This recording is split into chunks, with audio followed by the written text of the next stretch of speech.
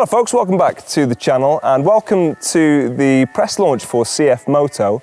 We're actually riding a host of different bikes out on Spanish roads today. They're very, very nice. We have quite a few bikes to go through, but actually one of the ones that's caught our attention in particular is the 700CL-X. Now it looks fantastic, it's great value for money, but stick around to the end, I'll tell you whether or not it lives up to my expectations for quality.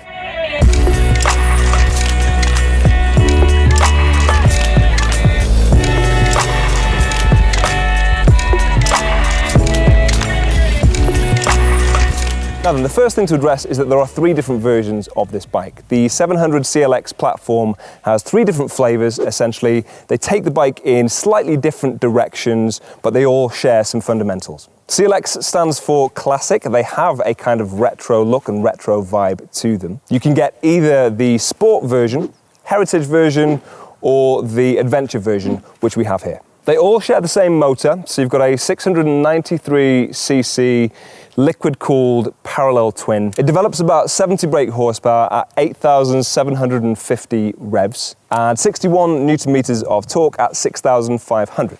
Now it actually shares some similarities with their 650 engine, but with a larger capacity, obviously, and it delivers the power in a slightly different way. Across the three bikes, they also deliver it in a slightly different way. They are mapped ever so slightly differently, and they have different rider modes, as you might expect. The adventure version of this bike has an off-road and a street mode. Off-road chills out the engine a little bit more. Street gives you more power.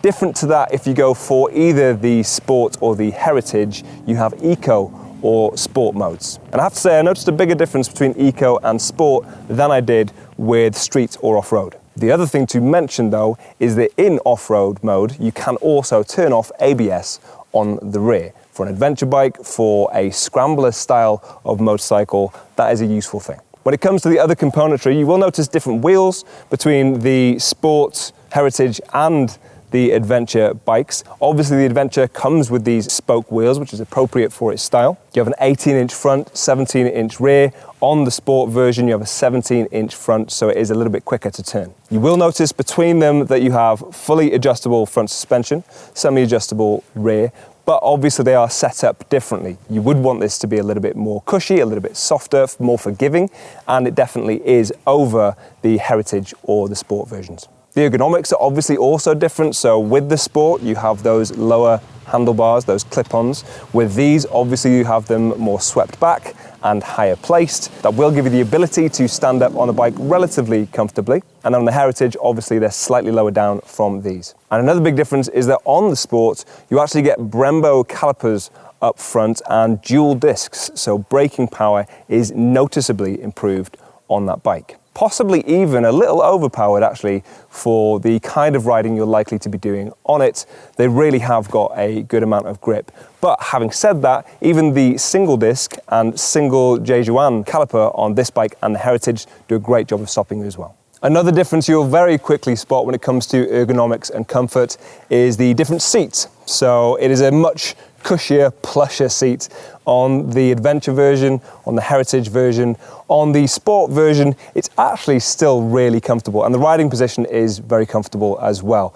Not so great for pillion use, I wouldn't have said, with that bike. It has got a very small plinth for your passenger. So what is it that's most impressed me about this bike? Well, I have to say, the most immediately obvious thing to me is the look of the thing. It is a really beautifully designed bike. They've got quite aggressive styling, and of their lineup, it's probably one of the bikes that catches my eye the most, as well as the 800 MT, I would probably say.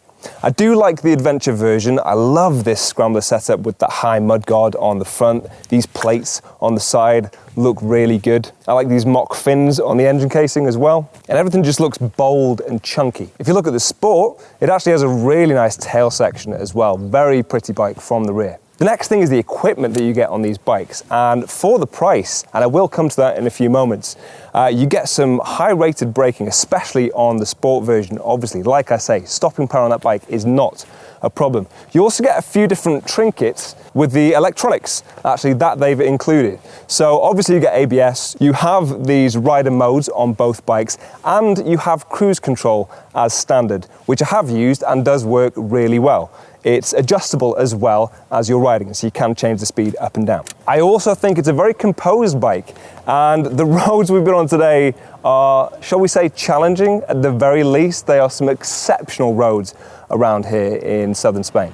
Between any of the bikes, in fact, that I've been jumping on, they've felt really well planted. I know exactly how much grip I've got going into a corner, and they compose themselves nicely. Of the bikes, the one that I'm probably more instantly comfortable on is the Adventure, because it is a little bit more forgiving. It is obviously softer and plusher. I've also been quite impressed with the power that's on offer with this bike as well. I didn't really know what to expect going into it, but it hasn't felt lacking at all. The only negative I would pick it up on is that it's quite unsubtle on the throttle. The way that they've mapped that, less noticeable on the Adventure, more noticeable definitely on the Sport. When it hits 7,000 revs, it has a little spike in power that I wasn't initially ready for or expecting that high in the rev range, especially considering that it redlines, I think, between about 8,000 and 10,000. I would hope that the transition of that power band is a little bit smoother in future. Something else that I should definitely mention is, of course, the soundtrack. It's got a really nice bark to it. Let me show you.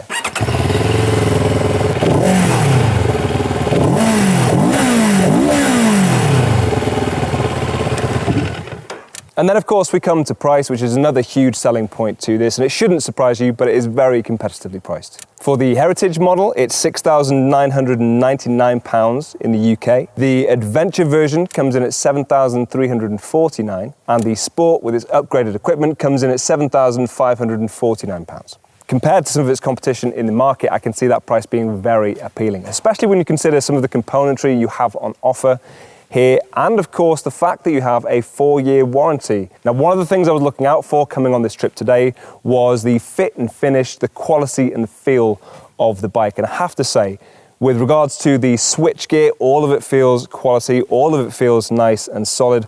All of the finish shows off really nicely.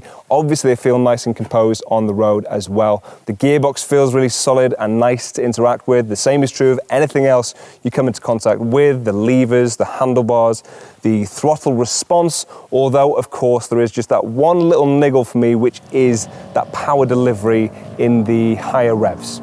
All of that considered, I fully expect to see a lot more of these on our roads in the future. Now, if you want to see some more content from this trip, we will have a review of the 800 as well. Stay tuned for that, and we'll see you soon. Bye-bye. Yeah, good. I've literally just finished, so I'm going to head up to the cafe now. Yeah, it's fine.